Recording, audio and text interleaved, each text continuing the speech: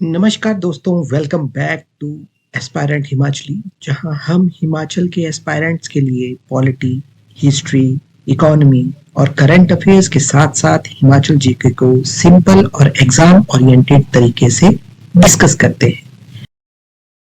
आज का हमारा टॉपिक है इंडियन पॉलिटी का एक बेहद ही इंपॉर्टेंट और frequently asked concept, majority in Indian constitution. Aspirants, अगर आप एचपीपीएससी, एचएएस, एसएससी, यूपीएससी या किसी भी कॉम्पिटिटिव एग्जाम की तैयारी कर रहे हो तो ये आपके लिए मस्ट नो टॉपिक है। दोस्तों, सोचिए, पार्लियामेंट में पास किया गया बिल कैसे एक्ट में बदल जाता है? क्या एक्ट बनाने की इस प्रोसेस में मेजॉरिटी की कोई वैल्यू है? इन्हीं सवालों का जवाब हमें मिलता है मेजॉरिटी के कॉन्सेप्ट में। आज की इस वीडियो में हम डिस्कस करेंगे आखिर अमेंडमेंट किस मैनर में की जाती है, मेजॉरिटी कितने टाइप की होती है, पार्लियामेंट में मेजॉरिटी कैसे डिसाइड होती है, अमेंडमेंट की जरूरत क्या है, और आखिर में समझेंगे कि आखिर एक बिल एक्ट बनता कैसे है। दोस्तों, देर किस बात की, चलिए शुरू करते हैं आज का हमारा टॉपिक, मेजॉरिटी यानी बहुमत। सबसे पहले समझते हैं कि मेजॉरिटी यानी बहुमत का मतलब क्या है। जब किसी ग्रुप में आधे से ज्यादा लोग एक ही साइड या एक ही डिसीजन को सपोर्ट करें तो ये मेजॉरिटी यानी कि बहुमत कहलाएगा। एग्जाम्पल के तौर पे समझें तो लोकसभा में 543 मेंबर्स हैं, तो मेजॉरिटी का मतलब होगा आधे से ज्यादा मेंबर्स का सपोर्ट, यानी कि 272 मेंबर्स का। चलिए अब समझ लेते हैं कि मेजॉरिटी कितने टाइप की होती है। मेजॉरिटीज बेसिकली 4 टाइप्स की होती हैं: simple majority, absolute majority, effective majority and special majority. चलिए अब सभी को एक एक करके समझ लेते हैं। सबसे पहले सिंपल मेजॉरिटी की बात कर लेते हैं। सिंपल मेजॉरिटी का मतलब है मेजॉरिटी बाय मींस जब प्रेजेंट और वोटिंग मेंबर्स का हाफ से ज्यादा सपोर्ट हो। सिर्फ जो मेंबर्स प्रेजेंट हैं और वोट कर रहे हैं उनको ही काउंट किया जाता है।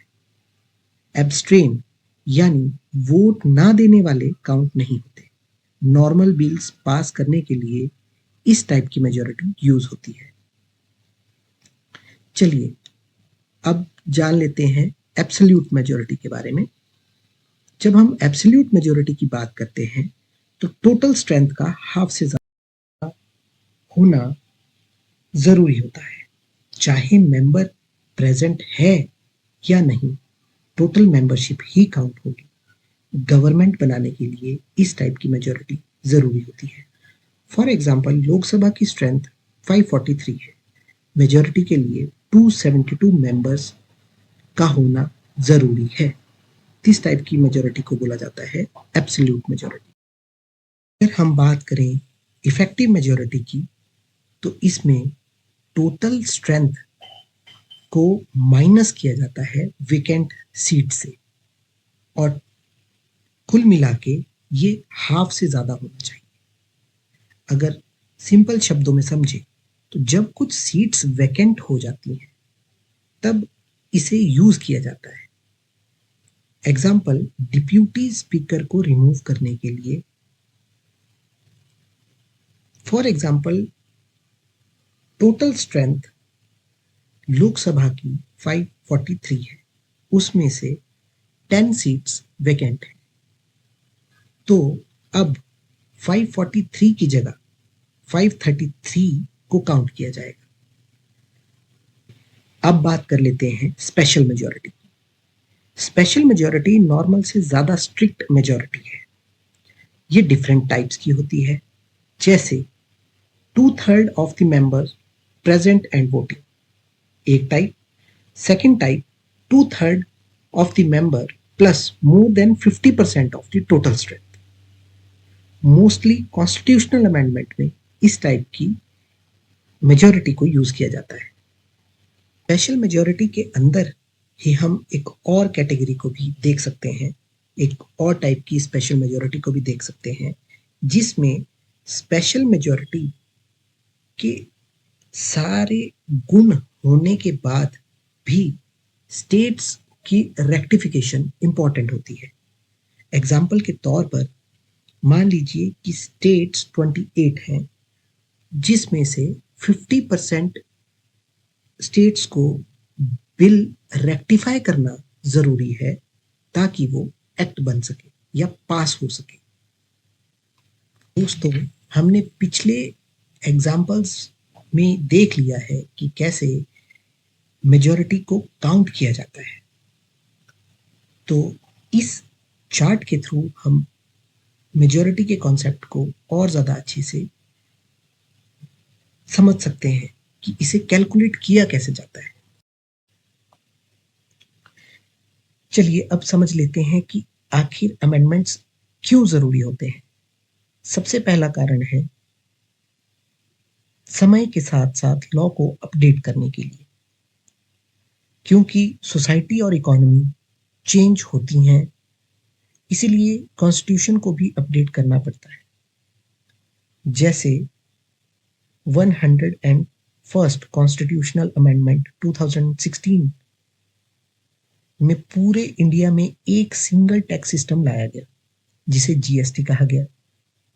सिमिलरली कॉन्स्टिट्यूशन में गैप्स या इश्यूज को करेक्ट करने के लिए भी अमेंडमेंट्स की जाती हैं, जैसे 102nd कॉन्स्टिट्यूशनल अमेंडमेंट एक्ट, जिसमें ओबीसी के लिए नेशनल कमीशन को कॉन्स्टिट्यूशनल स्टेटस मिला। सिमिलरली सोशल, पॉलिटिकल और इकोनॉमिक रिफॉर्म्स लाने के लिए, जैसे 103rd कॉन्स्टिट्यूशनल अमेंडमेंट एक्ट 2019 में इकोनॉमिक वीकर सेक्शन के लिए 10% का रिजर्वेशन लाया गया। वैसे ही डेमोक्रेसी को स्ट्रांग बनाने के लिए भी अमेंडमेंट्स की जाती हैं, जैसे रिसेंटली 2020-23 की 106th कॉन्स्टिट्यूशनल अमेंडमेंट, जिसमें लोकसभा और राज्यसभा में 33% सीट्स वुमेन के लिए रिजर्व की गई। चलिए अब समझ लेते हैं कि आखिर एक बिल लॉ कैसे बनता है या एक्ट कैसे बनता है। तो प्रोसेस स्टार्ट होती है ड्राफ्टिंग ऑफ द बिल से। बिल को प्रिपेयर किया जाता है मिनिस्ट्री के द्वारा या फिर मेंबर ऑफ पार्लियामेंट के द्वारा। अगर बिल मिनिस्ट्री या गवर्नमेंट के द्वारा ड्राफ्ट किया जाता है तो उसे बोलते हैं गवर्नमेंट बिल। अगर बिल प्राइवेट मेंबर के द्वारा ड्राफ्ट किया जाता है तो उसे प्राइवेट मेंबर बिल बोला जाता है। सेकंड प्रोसेस है फर्स्ट रीडिंग, जिसमें इंट्रोडक्शन ऑफ द बिल किया जाता है। ये किसी भी हाउस में किया जा सकता है। टाइटल और ऑब्जेक्टिव्स को रीड किया जाता है।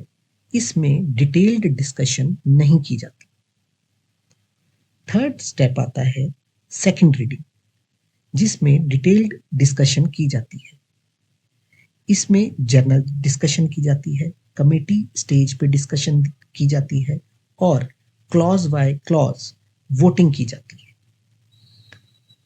फोर्थ स्टेप आता है थर्ड रीडिंग।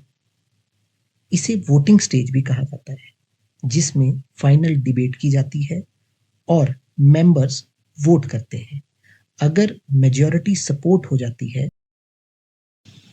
तो उस हाउस में बिल को पास माना जाता है। फिफ्थ स्टेप है कि इस बिल को अब अपर हाउस या नेक्स्ट हाउस में भेजा जाता है। फॉर एग्जाम्पल, लोकसभा में पास होने के बाद बिल राज्यसभा में जाता है। वहां भी सेम प्रोसेस रिपीट की जाती है और अगर दोनों हाउसेज में ये बिल पास हो जाता है तो अब ये बिल प्रेसिडेंट के असेंट के लिए चला जाता है। और अगर कोई डिसएग्रीमेंट होता है या उस हाउस में बिल पास नहीं होता है तो ज्वाइंट सिटिंग का अरेंजमेंट किया जाता है। नेक्स्ट यानी कि सिक्स्थ स्टेप में प्रेसिडेंट का असेंट लिया जाता है।